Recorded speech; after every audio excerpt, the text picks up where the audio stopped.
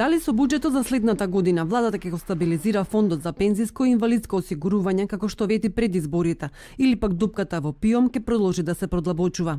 Проекциите на Министерството за финансии покажуваат дека 1/3 од парите во државната каса следната година ќе бидат потрошени за исплата на пензии, социјална и детска заштита. Само за исплата на пензиите во 2018 година од буџетот ќе се издвојат 880 милиони евра, што е за 34 милиони евра повеќе во однос на година.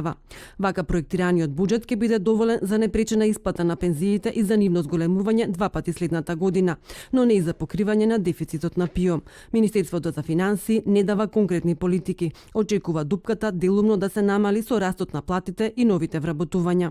Што се однесува до дефицитот на ПИОМ, тој стандардно ќе се покрие од буџетот со цел непречена исплата на пензии. За делумно покривање на дефицитот покрај очекуваниот раст на вработеноста и платите, дополнително ќе влијаат и зголемувањето на минималната плата, зголемувањето на максималната основица за плаќање на придонеси, како и фактот дека 10% од акцизата одат за ПИОМ. СДСМ како опозицијска партија беше многу гласна во критиките за работењето на ПИОМ. Алармираше дека за 10 години дупката во пензискиот фонд е тројно зголемена.